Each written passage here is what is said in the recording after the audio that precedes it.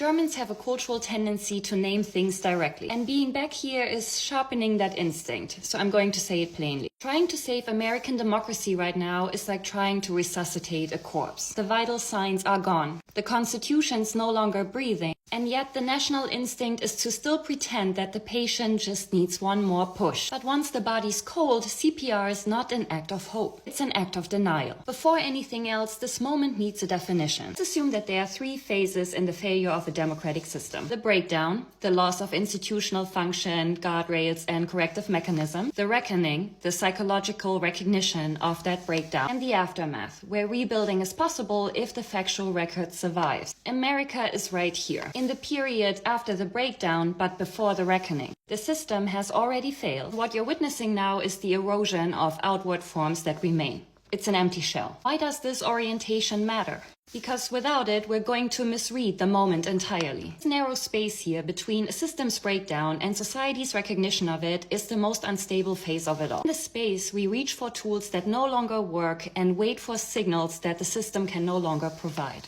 This in-between is psychological in nature and provides two consistent signals. Signal one is behavior that assumes that the system is still functioning. People keep waiting for cues from institutions that can no longer deliver them. Expect courts to enforce limits, expect the next indictment to demonstrate accountability, expecting norms to reassert themselves, a next election to restore balance, basically acting as if guardrails still exist. Signal two is language that postpones recognition. You can hear it in phrases like, "We'll see in 3 years. Let's wait for midterms." They reflect the belief that the system will deliver a definitive verdict at the next scheduled checkpoint. But a failing system does not correct itself on a calendar. And it's something that people in any failed democracy have said, right before realizing that the confirmation they're waiting for will never come. And by the time they stop waiting, their ability to assess the situation accurately has slipped out of reach. This is why the reckoning and the recognition first must begin. Without that reckoning, the aftermath cannot arrive, and the nation will not learn. As a German, this is hard to say. Our own delay with reckoning cost us decades of distortion. As Americans, this must be even harder to hear, because it violates the story you were raised on. From the first day of school, the anthem before every game, from the movies and the monuments and the vocabulary of everyday life, you grow up inside a myth of exceptional stability and inevitable progress, and of automatic self-correction.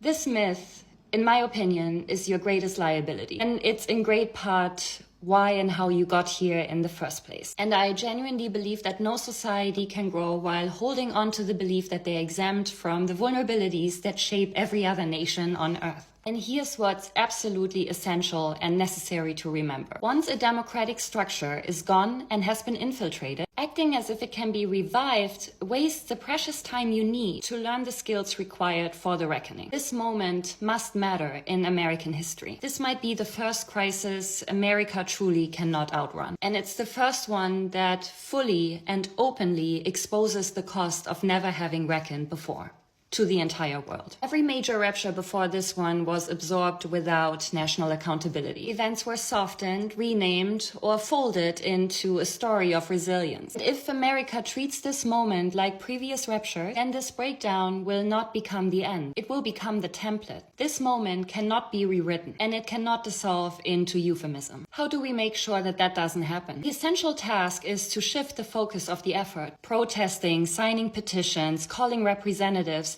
all of these actions still matter. They steady people and create connection, they show resistance, but they will not repair the structure that is in shambles. And they will not bring back the pulse. They are important, but they're not the only work required now. This moment demands a different layer of responsibility beneath the visible civic actions. To stabilize at a micro level what you can, to preserve what must not be lost, to support people who still hold essential roles, and by building small democratic habits that will carry you through what comes next. In other words, you need to start putting up the civic and psychological scaffolding now, so that you have a reliable foundation from which to grow, understand, and repair once this era is over. This is where I might be of actual use, especially now that I can safely do this. We can talk about documenting reality in a landscape designed to distort it, how to build build resilient networks of mutual care, how to preserve accurate records. I'm so serious. How to create daily practices for recognition and remembrance, and how to steady ourselves emotionally throughout this process, because it's not easy. Those are not heroic acts. These are survival acts, and informed by German history. They will be the groundwork for an accurate historical record and democratic imagination. I'm not saying any of this because I don't care. I'm saying these because I do. You might feel grief, numbness, disbelief, even anger. All of this is normal. You have an enormous task ahead of you, but you are not powerless. Your responsibility now is not to save a system that's already gone. It's to lay the foundation for whatever comes next. Not imagined, not inherited, and for once, finally understood.